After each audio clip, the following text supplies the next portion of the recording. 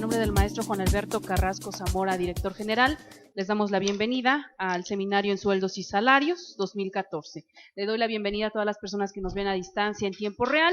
Vamos a iniciar con el primer módulo, que se denomina Fundamentos. Tengo el gusto de presentar al expositor de este primer módulo, al maestro Efraín Salvador Miramón. Es contador público, egresado de la ESCA del Instituto Politécnico Nacional, licenciado en Derecho, egresado de la Universidad del Valle de México, perito en auditoría forense por parte del Instituto Nacional de Desarrollo Jurídico, catedrático en distintas universidades del país, conductor del programa Visión Fiscal que se transmite a través de www.argoscursaradio.com, asesor y consultor de diversos grupos empresariales, pasante de maestría en Derecho Corporativo, entre otros. Les pido un fuerte aplauso para darle la bienvenida, por favor. Maestro, bienvenido. Y vamos a dar inicio, no sin antes las recomendaciones de siempre, que si van a hacer alguna pregunta, hagan uso de los micrófonos que tenemos en cada mesa, para que de esta manera las personas que nos ven a distancia tengan la oportunidad de escuchar sus dudas, y si tienen la misma duda, pues no manden la misma pregunta, ¿no? Por favor, ¿ok? Damos inicio entonces, maestro, adelante. Listo. Sí. Hola, ¿qué tal? Buenas tardes, tengan todos ustedes. Vamos a empezar la situación del módulo de fundamentos en materia laboral. Es un seminario en sueldos y salarios. Poco a poco van a ir avanzando en la temática.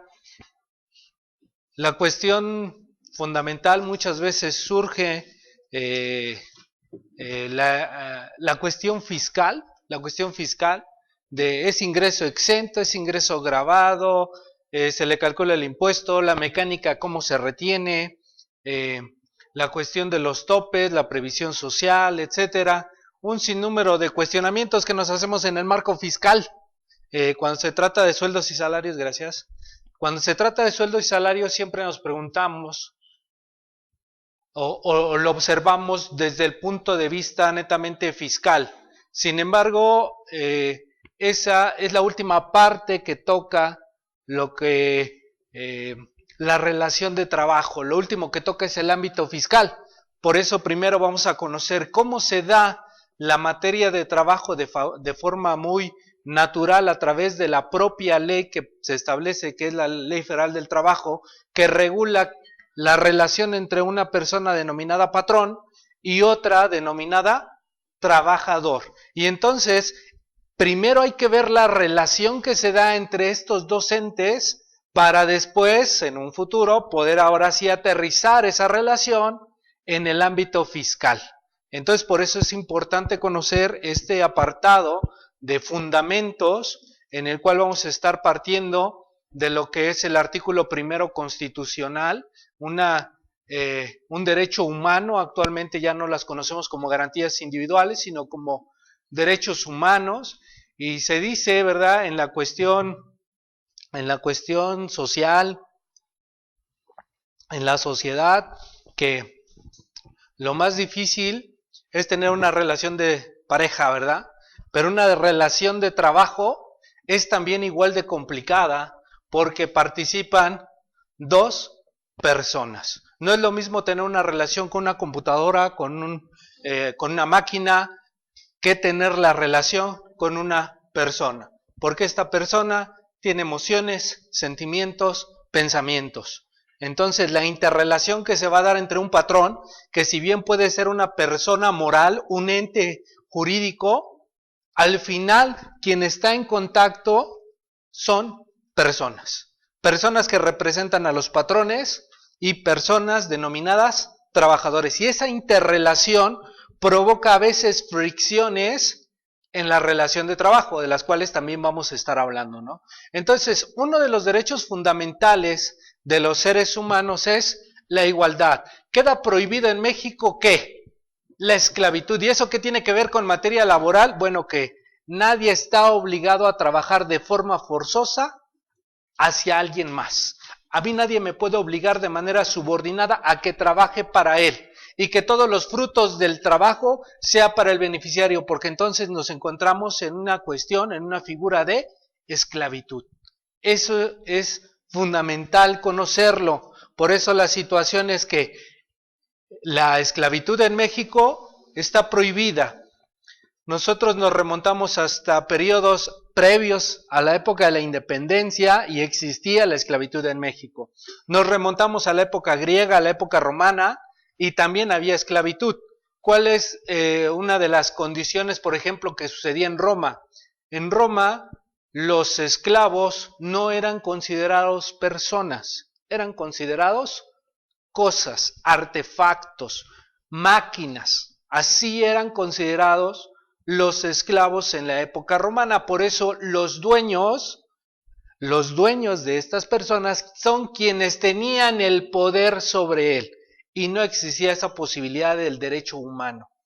Actualmente la esclavitud está en México prohibida y por lo tanto no se puede dar, ¿ok? Queda prohibida también toda discriminación motivada por origen étnico, nacional, de género, de edad, por discapacidades, por la condición social, la cuestión de salud, por religión, por las opiniones, por las preferencias sexuales, el estado civil o cualquier otro que atente contra la dignidad humana y tenga por objeto anular o menoscabar los derechos y las libertades de las personas. Aquí viene un concepto que se denomina la dignidad humana. ¿Qué significa? En algunos casos pudiésemos pensar qué es la dignidad. Pudiéramos decir de manera muy coloquial el derecho a decir no. Tú tienes el derecho a decir no. Y bajo esa forma, entonces se está respetando tu derecho y tu libertad de elección. Tú puedes decir no al trabajo, puedes decir no quiero realizar esto, pero habrá que ver si te encuentras obligado o no a tenerlo que realizar, si atenta o no contra tu dignidad humana. ¿Por qué? Porque en materia laboral también vamos a observar ese concepto de qué debe de entenderse por un trabajo digno, precisamente prevaleciendo la cuestión de derechos fundamentales, ¿no? Que si bien estas son reformas recientes, el concepto de dignidad en materia laboral ya se tenía contemplado.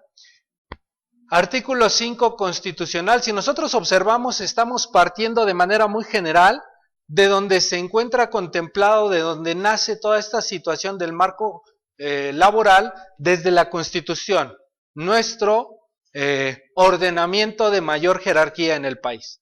Entonces, de ahí partimos. El artículo 5 constitucional establece lo que se denomina como la libertad de trabajo.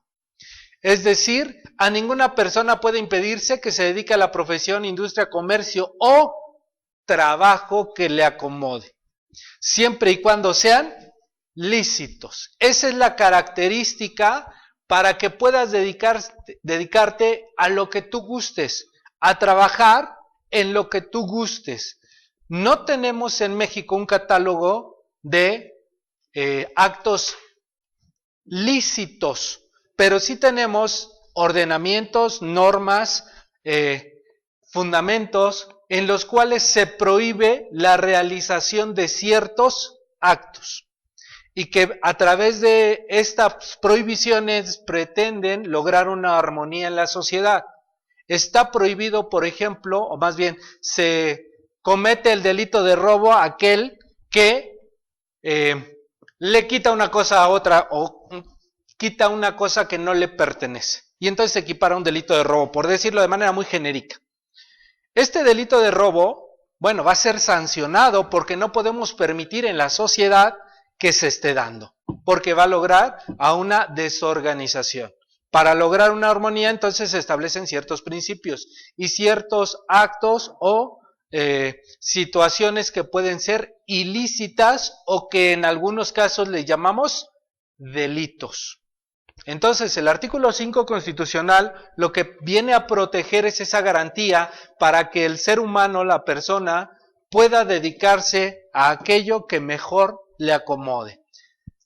Nadie puede ser privado del producto de su trabajo, sino por resolución judicial. Y aquí esta protección no solo es a nivel laboral o desde el punto de vista laboral. Esta esta protección, esta garantía, este derecho humano, viene en el ámbito constitucional, pero de forma muy general, es decir, aplicable en cualquier situación. Nadie puede ser privado del producto de su trabajo. Si va a haber una privación de ello, entonces tiene que haber una resolución judicial. Entonces, ese es un principio también fundamental, al igual que el otro. Nadie puede ser obligado a prestar trabajos personales sin la justa retribución, es decir, no hay obligación para prestar un trabajo sin que te paguen. Pero si tú lo quieres prestar de forma voluntaria, entonces significa que ya no es que obligatorio. Ya lo estás haciendo, ya nadie te está obligando a que lo realices. Tú, por tu propia voluntad, decides realizarlo sin que exista un pago.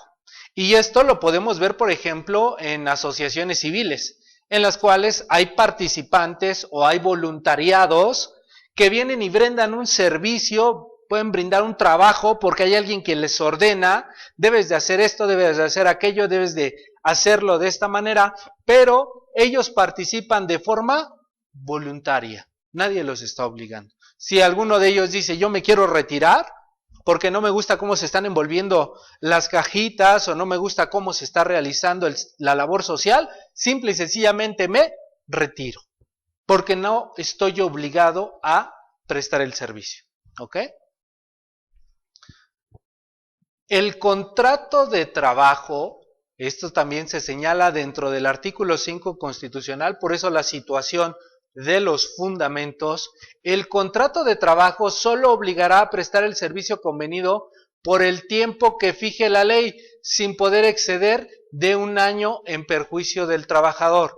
Esta situación significa que, entre comillas, el trabajador se encuentra obligado a tener que prestar un servicio por lo menos en un periodo de 1 año.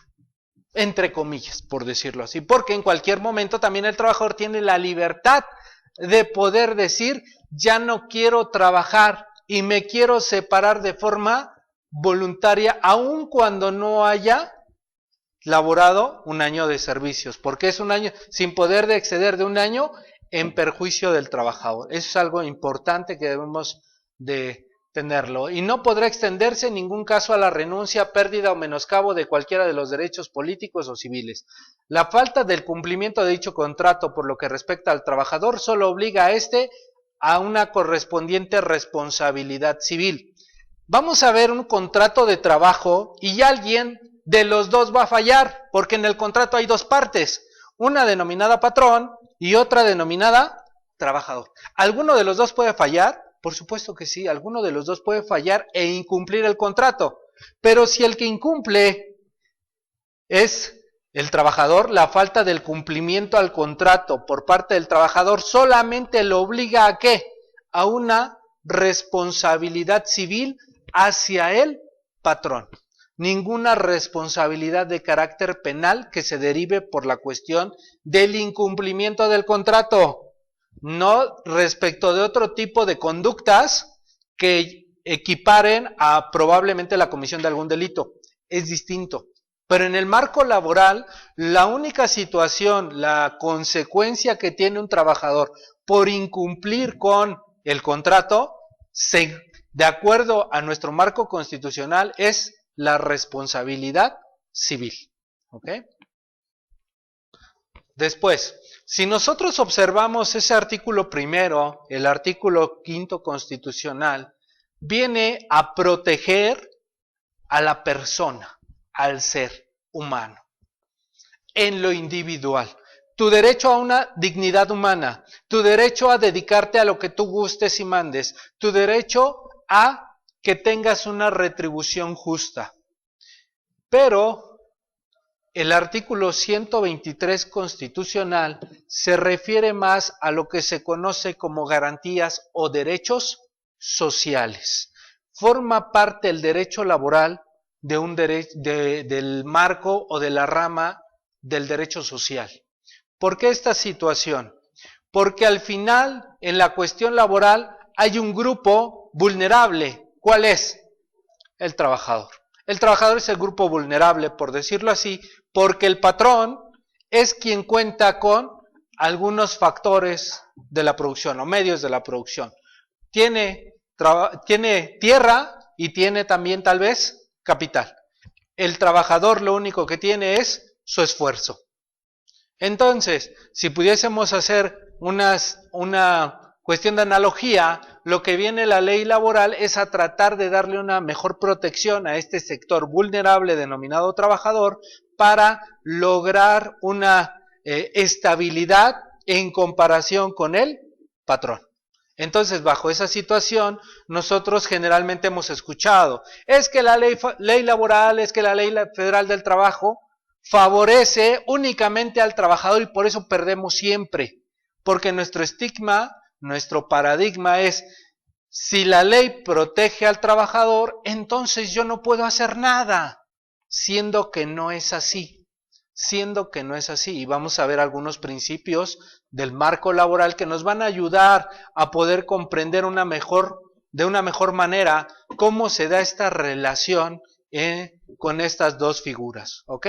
Dentro de este artículo 123 constitucional, que es la protección a este sector vulnerable denominado trabajador, se establece que toda persona tiene derecho a un trabajo digno, retoma la cuestión de la dignidad.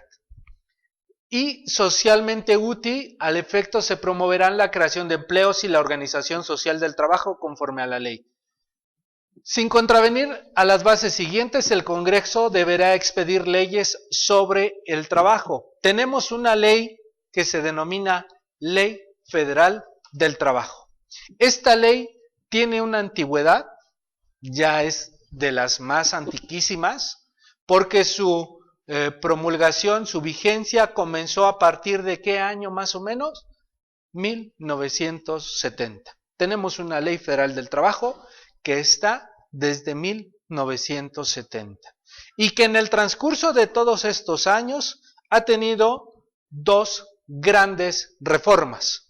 La primera reforma, una de las más sonadas, fue una reforma de 1981, 1984, no recuerdo muy bien, pero en la época de los 80s, y así no me equivoco, fue la mayor reforma, pero en el ámbito procesal, es decir, en la cuestión del litigio. Si nosotros observamos la Ley Federal del Trabajo, vamos a encontrar esto, ¿no? Encontramos una ley de este tamaño, y decimos, ¿por qué la ley es tan extensa? ¿Y cuánto de esta ley es lo que yo estudio?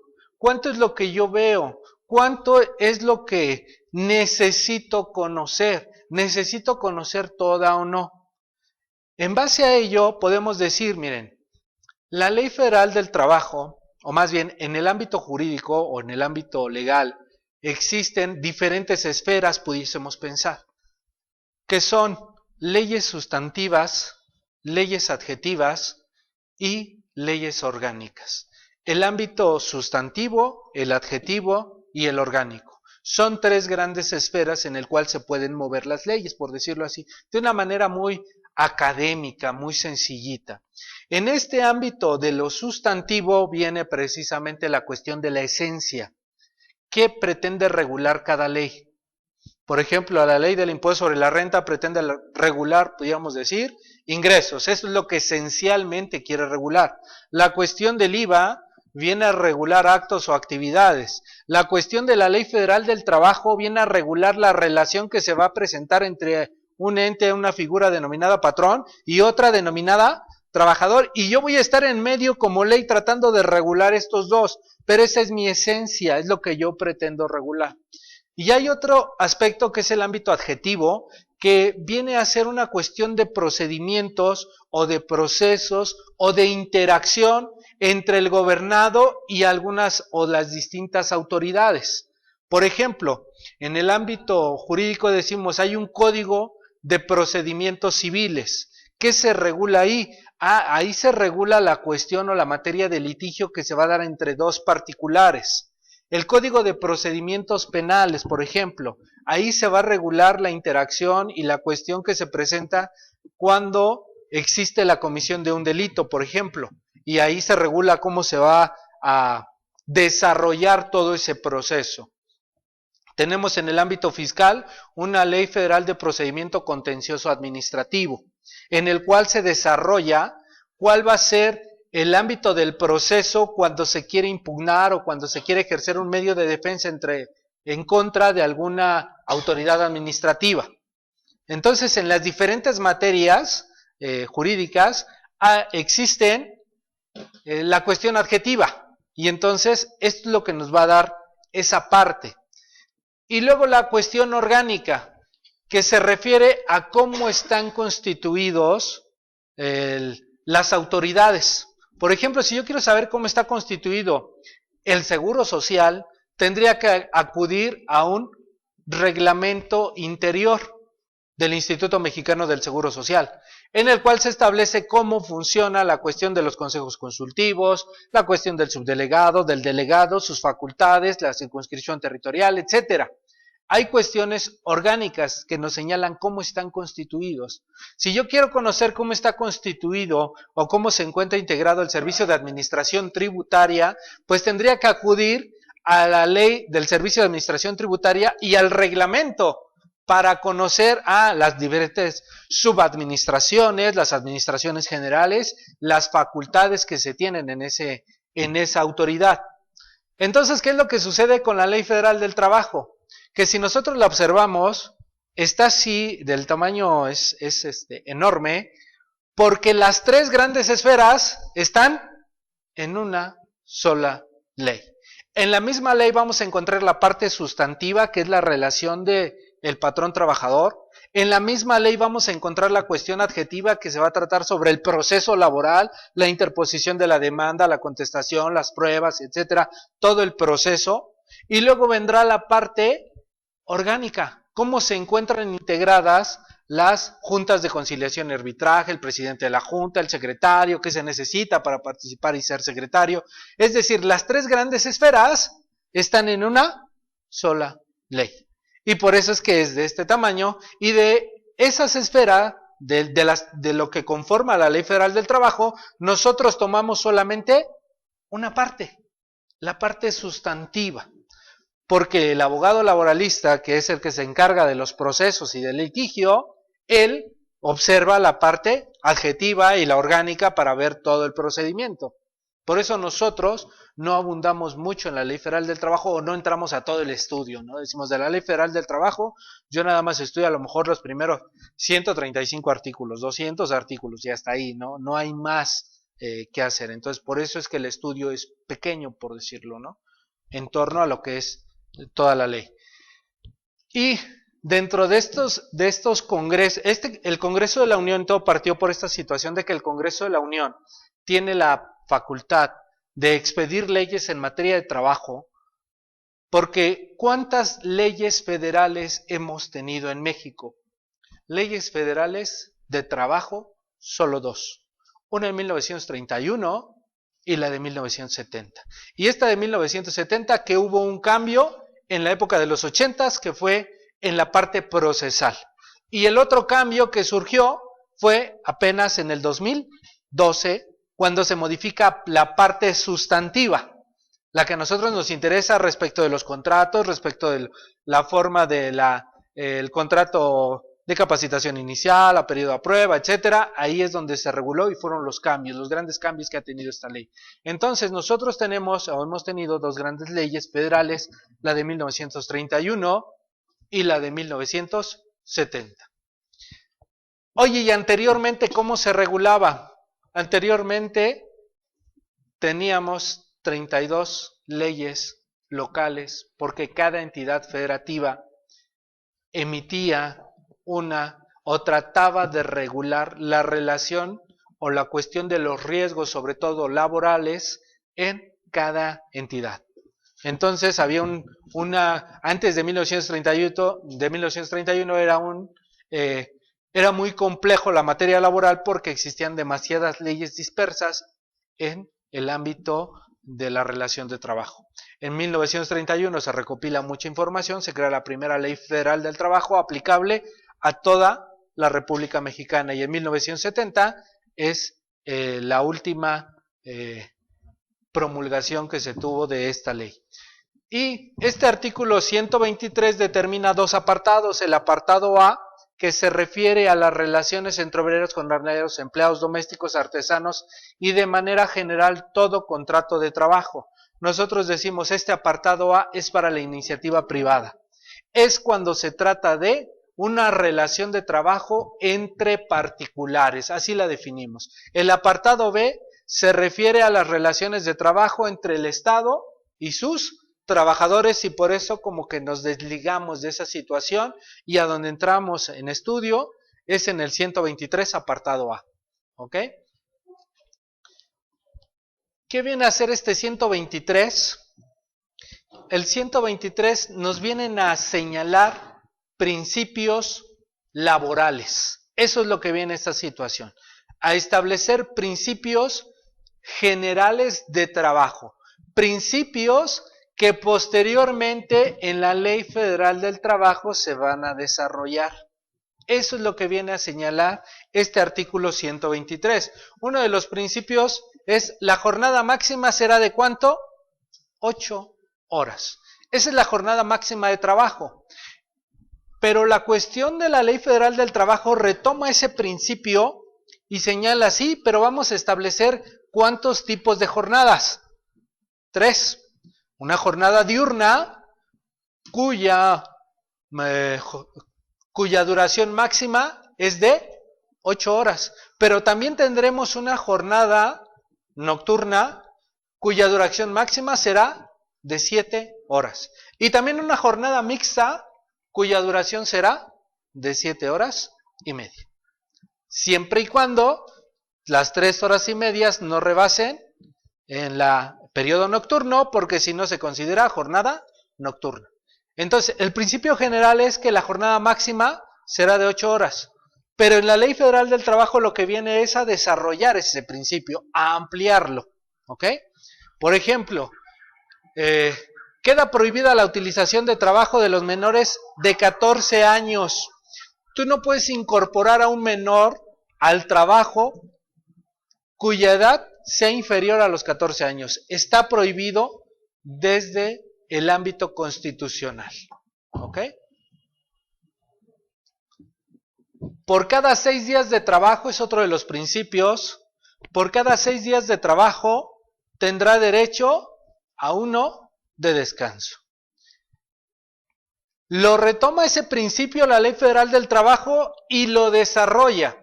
¿Cómo desarrolla ese principio? Señala, por cada 6 días de trabajo, tú tienes 1 de descanso. De tal forma que, ¿cuánta es tu jornada máxima diaria? Dijimos, para una jornada diurna, 8 horas. ¿Cuántas horas vas a trabajar el lunes? 8. El martes, 8. Miércoles, 8. Jueves, 8. El viernes, 8. Y el sábado, 8 horas. De tal forma que en total, ¿cuántas horas tienes? 48 horas. Si observamos de manera estricta la disposición de la Ley Federal del Trabajo, señala, por cada 6 días de trabajo tú tienes 1 de descanso. De tal forma que te quiero ver trabajando el sábado 8 horas. Va a ser difícil. Lo que retoma la Ley Federal del Trabajo es, está bien, el principio es el correcto, pero también se pueden llegar a acuerdos con el patrón para el descanso de la media tarde del sábado, distribuyendo los días, las horas de la jornada del sábado entre los demás días, permitiendo esto el descanso de los trabajadores el sábado por la tarde. Entonces, toma el principio, no lo vulnera porque únicamente trata de flexibilizar la relación, porque sería muy exigente. Llegas 8 horas el lunes, 8 horas el martes y te vas así hasta llegar al sábado con tus 8 horas. La Ley Federal del Trabajo trata de flexibilizar un poquito esa situación. Es más, de aquí nosotros retomamos algunos principios o ejemplos en materia laboral que nos ayudan a establecer los diferentes tipos de semana o jornadas que manejan las empresas, ¿no? Tenemos la muy conocida semana inglesa, ¿no? ¿Cómo suponemos que es la semana inglesa? ¿Cómo pensamos que es? ¿Sí? De lunes a viernes. Suponemos la semana inglesa es porque trabajas de lunes a viernes y descansas el sábado y el domingo. Y eso es una semana inglesa. Cuando te dicen, oye, vas a trabajar con base en el esquema de semana inglesa, dices, padrísimo.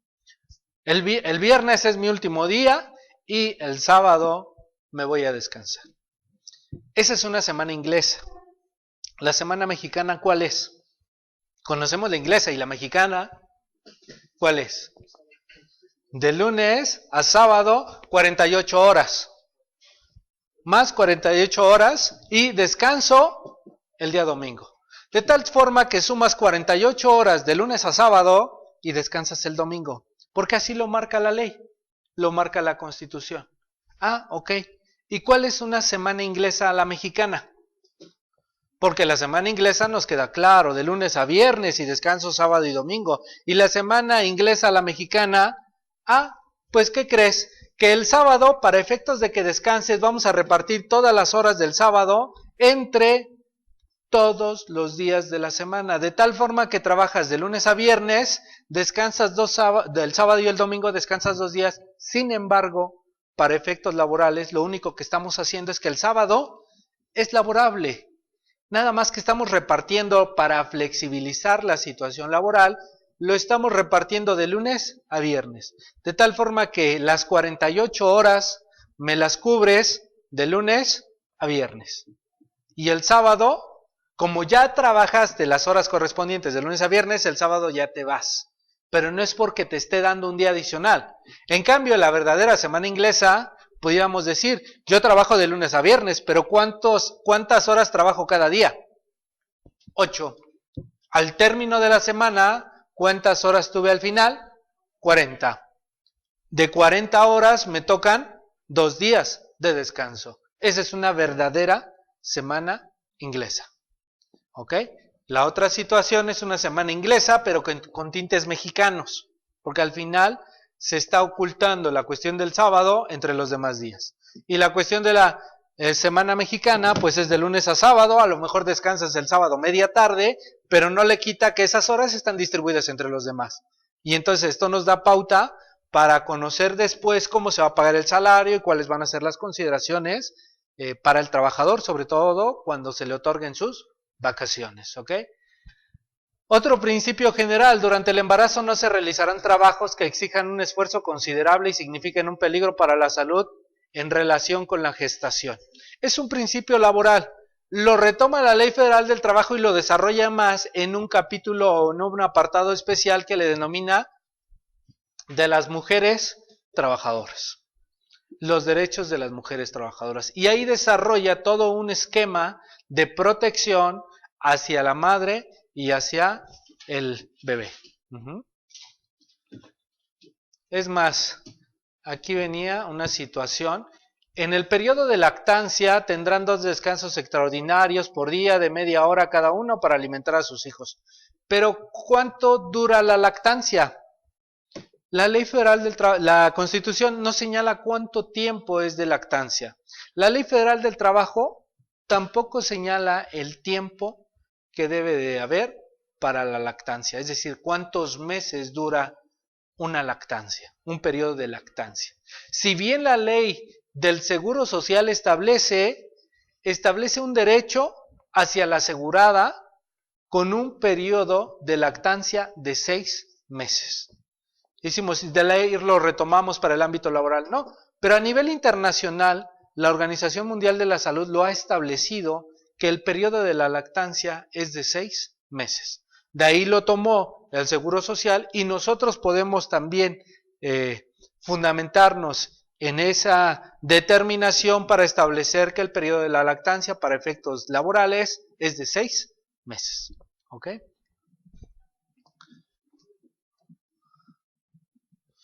Ok.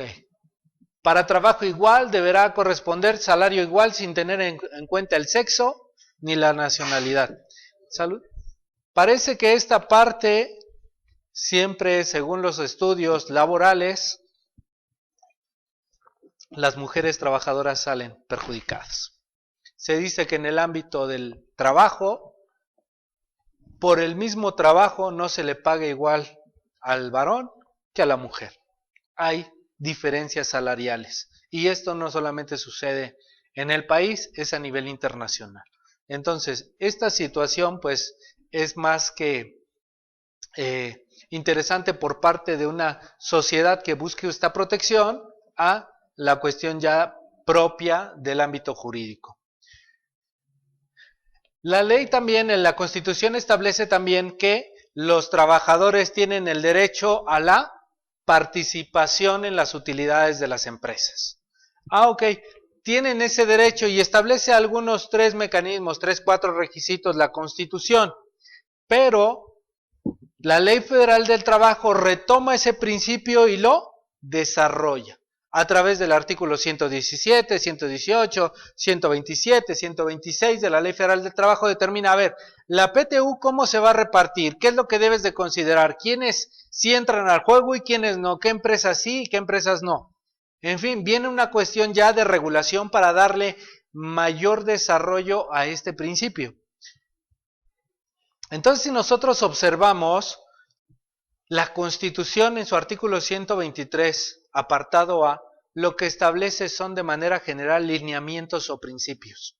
Principios que se van a retomar en el ámbito laboral y los va a desarrollar. Sí, por favor, micrófono. De la página anterior, en el punto 10, hablaba sobre la forma de pago en efectivo.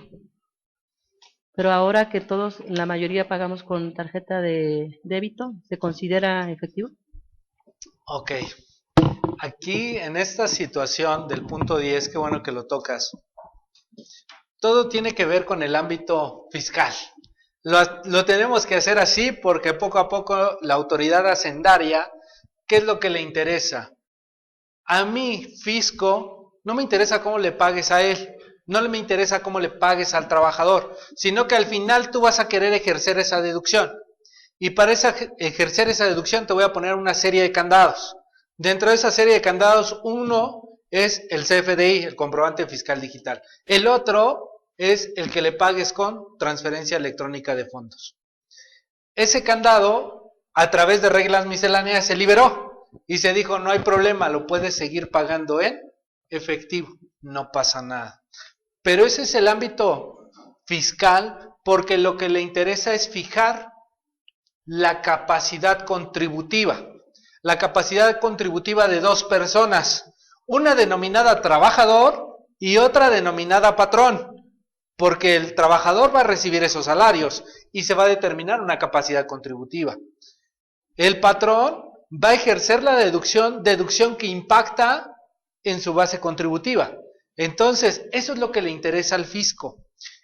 En el ámbito constitucional, ya únicamente del marco laboral, la Constitución estableció que el salario deberá pagarse en moneda de curso legal, es decir, en pesos, para poder realizar el pago. La Ley Federal del Trabajo, que aquí esta situación se viene a dar por lo que sucedió en el Porfiriato. Esta ley de 1970 tiene su fundamento en otra ley, que es la que tenía anteriormente, 1931. En la época del Porfiriato, 1910 al 31, y luego tomar eso hacia el 70, lo que se trató en esta situación de esta fracción era evitar lo que se conocía como tiendas de raya. De que le pagaras al trabajador o que se endeudara el trabajador, tuviera deudas con el patrón, por ejemplo, y eliminar esa situación con las tiendas de raya que existían en aquel entonces. Esta fracción iba dirigida hacia eso, por eso la prohibición de que, primero la condición de que se pague en moneda de curso legal, para que el trabajador tenga la libertad de decidir qué es lo que va a hacer con los recursos, con el producto de su trabajo. Y le deja esa libertad al trabajador. Y deja la prohibición, no siendo permitido efectivo con mercancías, ni con vales, fichas o cualquier otro signo representativo en el que se pretenda sustituir a la moneda. Este es un principio constitucional. La ley laboral lo retoma y establece también que el pago debe de hacerse de manera o en efectivo. Sin embargo, el avance tecnológico, el avance social, la sociedad siempre está en evolución, siempre está cambiante. Y bueno, la ley se tiene que ir adaptando poco a poco a esos cambios.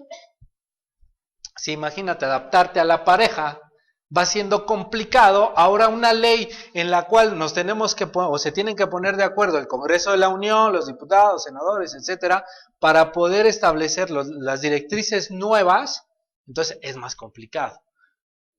Lo que señaló la Ley Federal del Trabajo es, mira, la tecnología ha avanzado, le puedes pagar de forma distinta, no hay problema. Vengo a flexibilizar la relación con el patrón, pero solo te voy a pedir una cosa: el consentimiento del trabajador. Si tengo ese consentimiento, yo puedo realizar los pagos, porque el trabajador no está renunciando a ningún derecho, solamente estoy cambiando la mecánica de pago. Te sigo pagando en pesos, pero la forma de pago ya no va a ser en efectivo. Aquí se señala que deberá pagarse en moneda del curso legal, y puede entrar la interpretación: la moneda del curso legal, te sigo pagando en pesos, no te puedo pagar en dólares, no te puedo pagar en euros, no te puedo pagar en libras, no te puedo pagar en soles, en quetzal, en otra serie de monedas, ¿no? Libras, no sé. Entonces, ¿qué debo de entender por deberá pagarse precisamente en moneda del curso legal? ¿Necesariamente en efectivo o la forma de pago en pesos? Entonces, hay mucha situación o mucho criterio para poder determinar cuál de las dos interpretaciones vale. Se ha determinado que esto se refiere al pago en efectivo y lo retoma la Ley Federal del Trabajo y señala: el pago del salario debe de hacerse en efectivo, moneda del curso legal. Por eso la situación es, si yo no se lo quiero pagar en efectivo, no hay problema, le puedo cambiar el método de pago, pero tiene que haber consentimiento por parte del trabajador. Si existe ese consentimiento, adelante. Por eso, en la cuestión de contratos, que es donde se establecen estas voluntades y que lo vamos a ver, es ahí donde debo de establecer. Y el trabajador acepta que se le pague el salario o su salario a través de estos medios de pago, transferencia electrónica, cheque y todo, que es su voluntad que se le pague. ¿Para qué? Para señalar esa aceptación y entonces cumplir en el ámbito laboral. Y eso, lógico, va a traer la repercusión en el ámbito fiscal. Porque en el ámbito laboral tú le puedes pagar al trabajador en efectivo, no hay problema, pero tu repercusión es en lo fiscal. Por eso es que de allá nos estamos obligando a que sean a través de transferencias para poder ejercer la deducción, no porque el marco laboral me lo establezca. Por eso el marco laboral lo que dice, mira, vamos a flexibilizarlo, pero lo único que te pido es el consentimiento de él, para que pueda darse bajo esta situación. Esto es importante conocerlo, son principios fundamentales los que estamos viendo, los que estamos conociendo. Serán condiciones nulas y no obligarán a los contrayentes, en lugar de contratantes, que es el patrón y el trabajador, aunque se expresen en el contrato, las que estipulen una jornada inhumana por lo notoriamente excesiva, dada la índole de trabajo. Es decir, las jornadas inhumanas no se pueden pactar en un contrato de trabajo. ¿Qué debo de entender por una jornada inhumana? Pues deberá de atender a ciertas características. Características de que todos los días trabajas 6 horas extras. Es inhumano, no estás descansando. Oye, pero aún así se las pago triples y dobles. Eso no es el problema. El problema no es que se los pagues. El problema es que estás atentando contra la dignidad humana, contra su periodo de descanso. Por eso esa situación, la estipulación de una jornada inhumana se tiene por no puesta. Las que fijen un salario que no sea remunerador a juicio de la Junta de Conciliación y Arbitraje. Pero si yo le pago el mínimo ya fue remunerador, porque fue aprobado por la Comisión Nacional de Salarios Mínimos. Y ella estableció que el mínimo era más que suficiente. Por lo tanto, este también será un criterio por parte de la Junta cuando se trate de salarios que superen al mínimo también podría intervenir en esta situación. Las que establezcan un plazo mayor de una semana para la percepción del jornal. Entonces aquí está estableciendo de jornal. La semana. El periodo de pago semanal lo retoma la Ley Federal del Trabajo y se señala, cuando se trate de trabajos manuales, entonces el pago deberá hacerse de forma semanal. Y de cualquier otro tipo de trabajo puede establecerse de forma quincenal. Viene a flexibilizar estas cuestiones de principios que establece la Constitución. Las que señalen un lugar de recreo, fonda, café, taberna, cantina o tienda para efectuar el pago del salario cuando no se trate de empleados de esos establecimientos. Es decir, no puedo decirle a mi plantilla de auxiliares contables, de auditoría, de pasantes de derecho, ¿saben qué? Nos vamos a la cantina fulanita de tal y ahí les voy a pagar su salario. No, vámonos a la taberna, no, tampoco. Les tengo que pagar en el lugar de trabajo, salvo que su lugar de trabajo sea precisamente esos, ¿ok?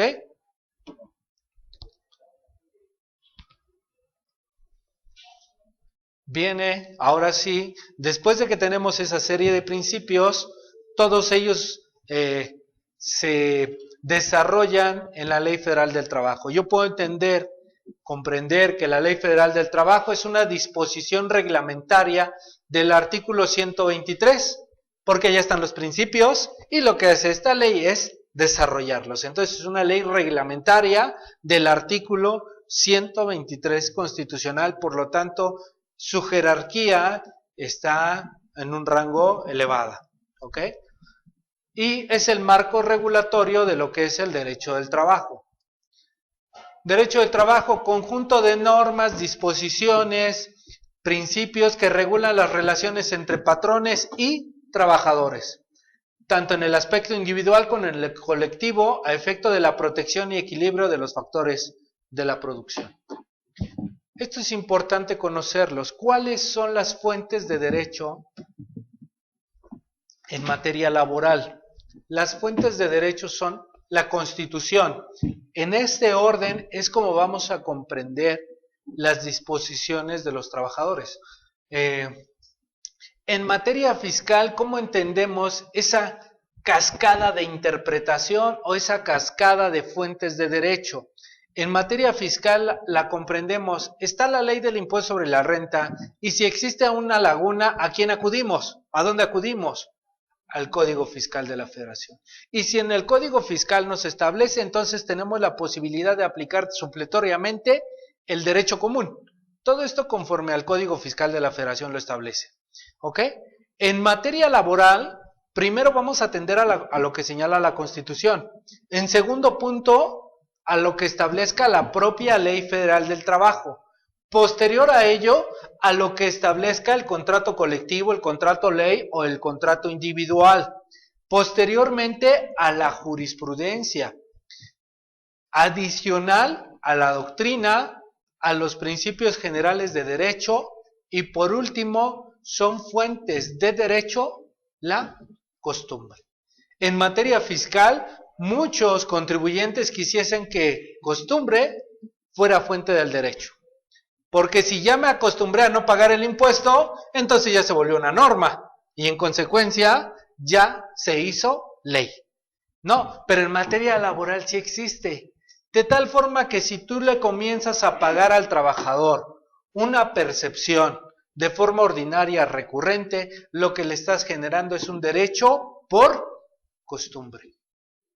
Y entonces esa costumbre ya hizo ley. Situación que se dio mucho debate en las reformas del 2014 con, por ejemplo, el fondo de ahorro.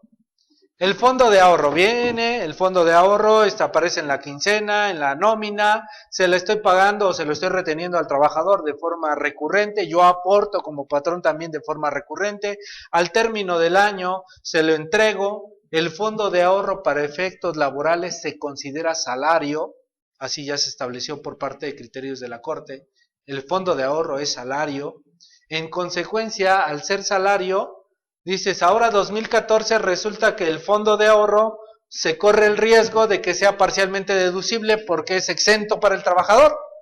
Y muchos patrones dijeron, pues vamos a quitar el fondo de ahorro entonces, porque si no va a ser deducible para mí, ¿para qué se los pago? La situación fiscal, a lo mejor la reflexión era correcta, pero en el ámbito laboral decíamos, tú no puedes quitar esa percepción. ¿Por qué no la puedo quitar? Porque ya le generaste costumbre al trabajador. Por lo tanto, él ya está percibiendo el salario y será imposible eliminar ese pago. Entonces, esa es la situación que se presenta en el marco laboral. Incluso patrones que dijeron, pero es que no está ni en el contrato individual de trabajo. Es que no es necesario que se establezca. Porque si no se estableció ahí que sería la tercera fuente del derecho, se estableció como última, la costumbre. De la misma forma, por ejemplo, suponiendo, no vamos a dar ideas, suponiendo, patrón, son mis trabajadores y para enamorarlos les dije que iban a trabajar conmigo semana inglesa. Una semana inglesa verdadera y ustedes ya la conocen. Dices, para mí una verdadera semana inglesa son 5 días, por eso cuando vayan a buscar trabajo y te digan, vas a trabajar semana inglesa, ya tendrás que preguntar, ¿seguro son 40 horas? No pueden ser más porque si no, algo está sucediendo. No, nada más va de lunes a viernes y descansas el sábado, pero las 48 horas ahí, entonces ya hay un cambio, ¿ok? Están las 40 horas de trabajo y tú tienes de descanso sábado y domingo. Y yo te digo, ¿sabes qué? Después de 4 años, yo les digo, ¿qué crees? La ley laboral establece que tú tienes que trabajar como máximo 8 horas diarias, incluyendo el sábado. Entonces, vamos a cambiar la jornada. También vienen a trabajar el sábado o entre semana trabajan más. Ah, ¿qué crees? Ya había una costumbre. Ya había una costumbre. Por lo tanto, no puedes, aunque la ley establezca que puedo trabajar la jornada máxima de 48 horas de toda la semana, pero ya era una costumbre que yo trabajase únicamente 40 horas. Entonces, no es factible el cambio. Oye, pero lo vamos a hacer a través del contrato y se te va a reconocer. Sí, pero si en el contrato, si desde el contrato también inicial ya habíamos pactado que íbamos a trabajar 40 horas, entonces ese cambio no puede darse en materia laboral porque la fuente de derecho es la costumbre. Entonces nosotros lo que tenemos que vigilar mucho en la cuestión laboral es qué derechos se le han otorgado al trabajador por costumbre y que no podamos eliminar, porque ya es un derecho a favor de él. Se dicen derechos adquiridos a favor de los trabajadores. ¿Ok?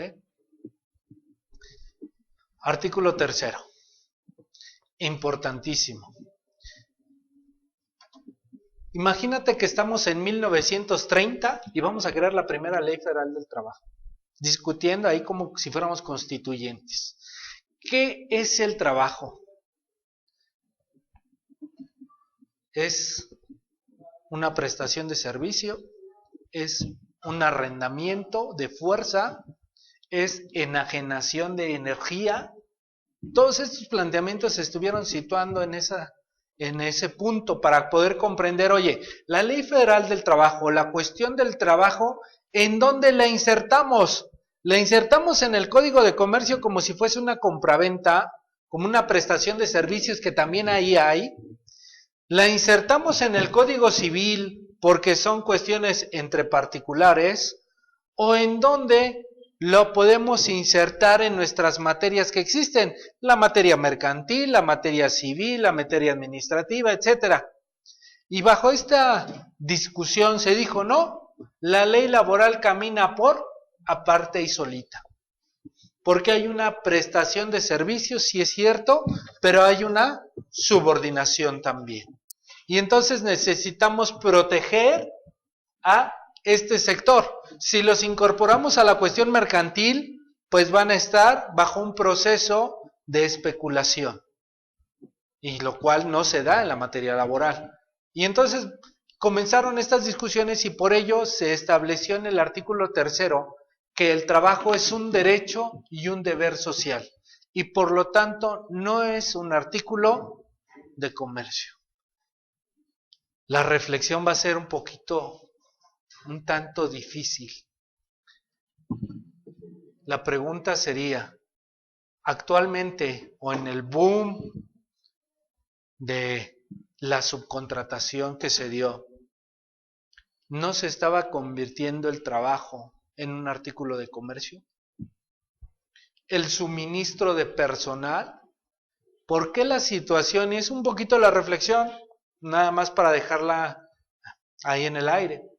Muchas personas que ofrecen la prestación del servicio se denominan o tienen la nomenclatura de empresa SADCB. Por lo tanto, al tener la naturaleza de SADCB, ¿cuál es su naturaleza?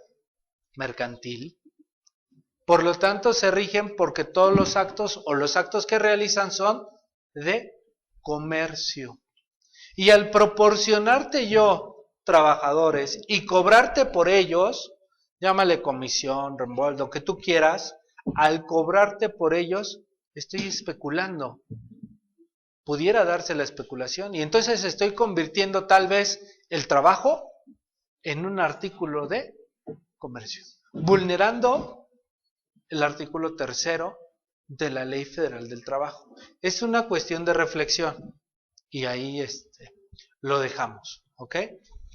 No podrán establecerse condiciones que impliquen discriminación entre los trabajadores por motivo de origen étnico, nacional, género, edad, es decir, que retoma principios de igualdad.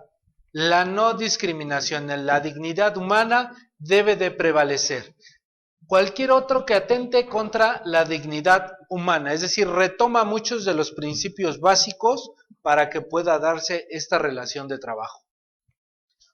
¿Qué es un trabajo digno y decente? Aquel en que se respeta plenamente la dignidad humana del trabajador. ¿Y qué debo de entender por dignidad humana? La cuestión de que algunos patrones agredan físicamente al trabajador, la cuestión de que el patrón insulte al trabajador, la cuestión que se da entre caballeros del doble sentido y del albur, ¿se trata de un trabajo digno o no? ¿O es porque así nos llevamos? Es una cuestión ahí, es nada más de reflexión, porque al final dime dónde lo vamos a encontrar perfectamente establecido, porque la dignidad humana pues es algo que nos pertenece. Y cuando sientas que en el trabajo se está atentando contra esa dignidad, entonces deja de ser un trabajo digno o decente. ¿Por qué toma esta cuestión del trabajo digno y decente? Porque estamos hablando en torno a una ley que se creó en 1970. Y entonces imagínate el México de 1970, era muy distinto al de ahora, muy, muy distinto. ¿Ok? No existe discriminación por origen étnico, no hay discriminación ni por preferencias sexuales. Se tiene acceso a la seguridad social. Para que el trabajo sea digno, debo de tener acceso a la seguridad social. Entendiéndose seguridad social ¿a qué? Seguro Social y Infonavit y el SAR. Eso forma parte de la seguridad social. Se recibe capacitación continua para que el trabajo sea digno. Se cuenta con condiciones óptimas de seguridad e higiene para prevenir riesgos de trabajo. También incluye el respeto irrestricto a los derechos colectivos de los trabajadores, tales como la libertad de asociación, la autonomía, su derecho de huelga y la contratación colectiva. Si nosotros observamos, lo que le está dando la figura es, quiero que se lleven bien, quiero que no haya problemas, quiero que sea una relación entre patrones y trabajadores armónica. Eso es lo que va buscando la ley laboral. ¿Ok? Vuelve a retomar principios constitucionales. Este artículo 5 nos lo vamos a grabar mucho en el ámbito laboral. El artículo 5 de la Ley Federal del Trabajo viene a establecer principios generales en el ámbito laboral y los vamos a observar. Por ejemplo, prohibiciones, retoma de la Constitución que queda prohibida o queda prohibida la contratación para trabajos para niños menores de 14 años. Ya lo había establecido la Constitución, lo retoma la ley laboral y lo recalca. Una jornada mayor que la permitida en esta ley, la jornada máxima es de 8 horas, por lo tanto adicionales están prohibidas. Una jornada inhumana por lo notariamente excesiva, lo vuelve a retomar de la Constitución.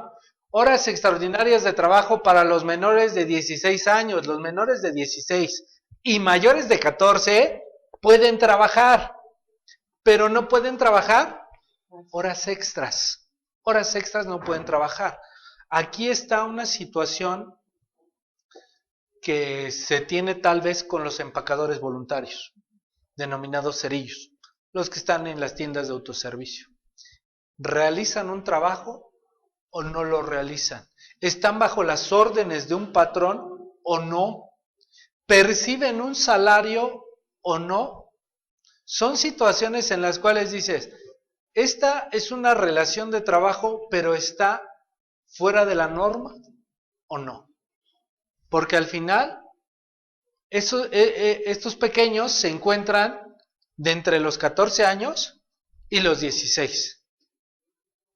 ¿Trabajarán? ¿Cuál será su jornada de trabajo? Cuando tú contratas a una persona entre 14 y 16 años, no significa que esté prohibido, lo puedes hacer, pero hay que llevar una reglamentación especial. Dentro de esta reglamentación especial, por ejemplo, uno, que no le perjudiques en sus estudios, porque es una persona que está estudiando, por lo tanto no le puedes establecer una jornada de 8 horas, no puedes, está estudiando. Segundo, ¿quién representa la voluntad de ellos? Todavía no son sujetos de obligaciones, porque no tienen capacidad de ejercicio, tienen capacidad de goce, disfrutar derechos, pero de ejercicio todavía no, porque esa la adquieren con la mayoría de edad. Entonces todavía no cumplen los 18 años. Por lo tanto, ¿quién los representa? Sus padres o sus tutores. Por lo tanto, necesito la autorización de ellos para permitirles el trabajo. Y además también un permiso de la Secretaría del Trabajo y Previsión Social para que autorice esta situación del trabajo de menores. Y además cumplir con la normatividad de la Ley Federal del Trabajo, porque el trabajo de menores es considerado especial. Y entonces hay una normatividad para esos efectos. Entonces, el trabajo de menores entre mayores de 14 y menores de 16 no está prohibido, pero se tiene que reglamentar. Dentro de nuestras empresas, si llegamos a tener esta situación, puedes incorporarlo a tu plantilla laboral, pero hay que cuidar ciertos lineamientos. Está prohibido un salario inferior al mínimo, un salario que no sea remunerador, lo vuelve a retomar, un plazo mayor de una semana para el salario de los obreros y los trabajadores del campo, y para los demás, 15 días, retoma y flexibiliza esa situación. Vuelve a retomar la cuestión del no pago del salario en lugares de recreo, fondas, cantinas, café, tabernas, etcétera. Todo esto lo está retomando de la Constitución. La facultad del patrón de retener el salario por concepto de multa. El patrón no puede multar al trabajador por concepto de multa. Es muy específico. Por concepto de multa tú no lo puedes establecer hacia el trabajador. Entonces eso está prohibido. Por eso el artículo 5 de la Ley Federal del Trabajo nos lo vamos a llevar aquí y lo vamos a estar repasando y estudiando y estudiando y estudiando, porque nos da las directrices de una relación laboral. La facultad, el salario que se pague a otro trabajador de la misma empresa, establecimiento con igual deficiencia en la misma clase de trabajo o por consideración de edad, sexo o nacionalidad, es decir, no pueden haber diferencias salariales. Si tengo 3 secretarias, el tabulador debe de ser exactamente el mismo, salvo que sus funciones sean distintas. Y entonces sí pudiésemos tener una diferenciación en el salario. Trabajo nocturno industrial o después de las 22 horas para menores de 16 años, otra vez una cuestión especial para los menores. Y viene esta cuestión. Renuncia por parte del trabajador de cualquiera de sus derechos, prerrogativas consignadas en las normas laborales. De esa fracción surge el principio: los derechos de los trabajadores son irrenunciables.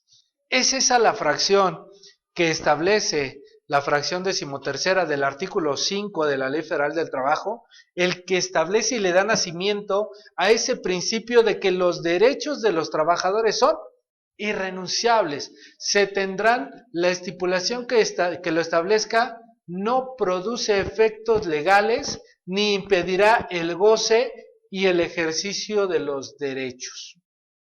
Esto es sumamente importante cuando veamos la situación de la terminación de la relación de trabajo, ya sea por renuncia o por despido justificado. Ahí es donde vamos a observar de manera muy clara esta fracción 13ª en relación con el artículo 5 de la Ley Federal del Trabajo.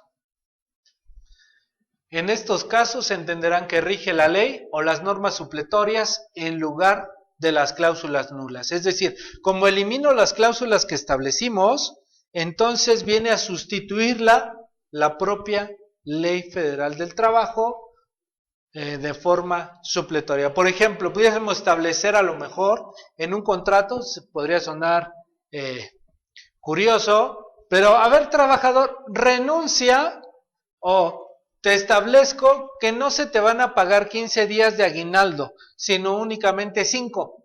¿Estás de acuerdo? Y el trabajador, por querer trabajar, dice que sí.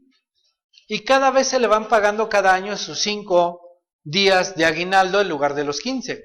Porque a lo mejor no supone que la ley establece que son 15 días, etcétera. Pero esa cláusula que se estableció, a pesar de que el trabajador la haya firmado y a pesar de que haya estampado su huella digital en el contrato y que lo haya manifestado de manera, sí, yo quise que únicamente se me pagaran 5 días de aguinaldo en lugar de los 15, esa cláusula se tiene por no puesta, se tiene por eliminada. Y en sustitución viene la Ley Federal del Trabajo, que establece que por lo menos se deben de entregar o se deben de otorgar 15 días de aguinaldo. ¿Ok? Entonces, esa es la situación, no es un ejemplo un poco práctico respecto de la aplicación de esa fracción 13ª.